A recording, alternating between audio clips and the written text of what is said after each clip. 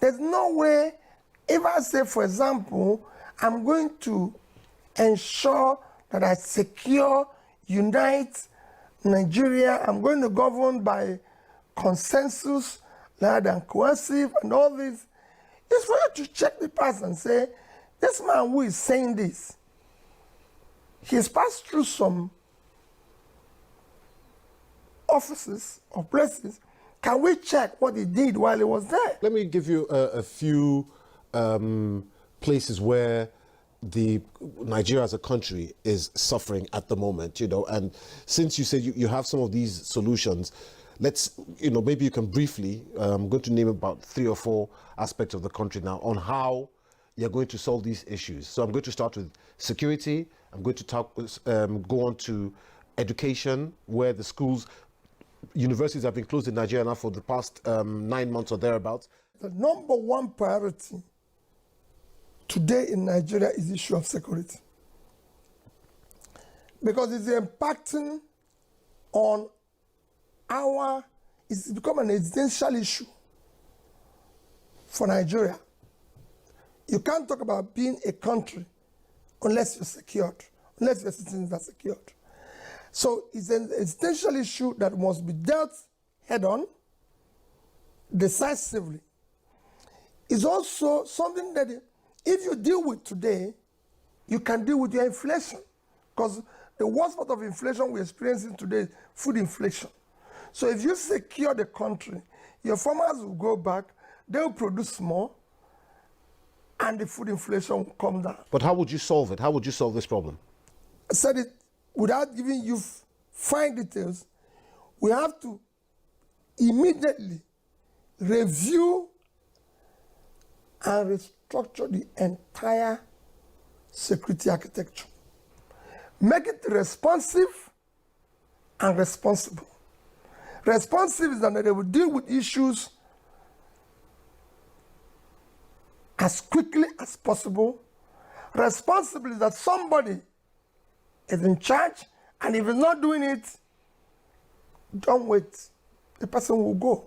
By any standards in Nigeria, you're a very wealthy man. You've done well for yourself. A lot of your wealth in the country comes through importation. You import goods into the country, goods that are needed in the country.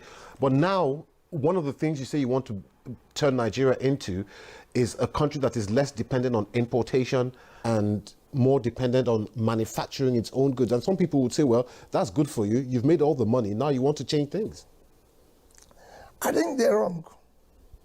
I said I'll move the country from consumption to production. What I mean by that is that I want to see people wealth with enterprise. So if we say you're wealthy, there must be something you're doing to do. When it comes to, I was a successful businessman, and I was involved in the whole value chain, from agricultural produce to manufacturing to distribution. What people used to see with me is the distributing part of it while I was in business.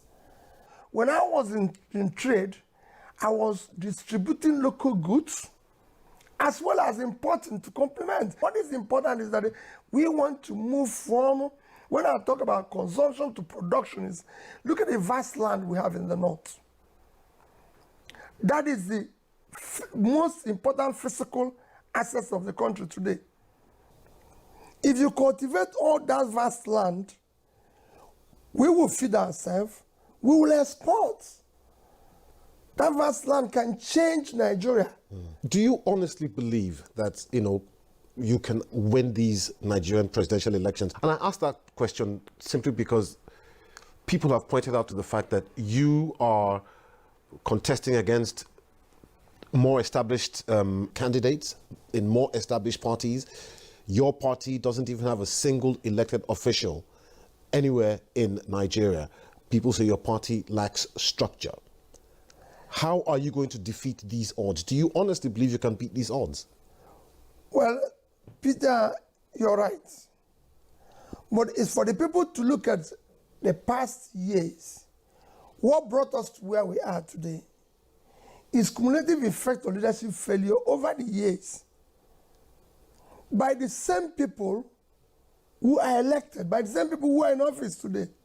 So we're talking about the structure that have kept us where we are, the structure that have produced the highest number of people in poverty in any country, the structure that have produced the highest number of out-of-school children, the structure that have made the country one of the most corrupt countries in the world, the culture that have made it one of the most insecure places in the world, the structure that have brought about highest youth unemployment in the world, the structure that have made drug prevalence in Nigeria the highest, the structure that have made us to overtake India in infant mortality.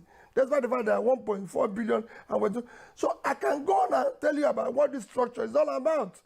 The structure that have brought disunity in Nigeria, that is the structure we want to remove. We want to bring a structure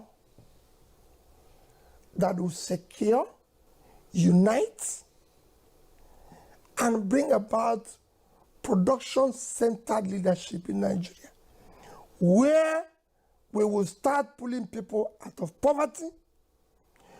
Our children will be in school, where we will start ensuring that people get jobs when they leave school by supporting micro, small enterprises, a structure that will start governing by rule of law, a structure that will fight corruption.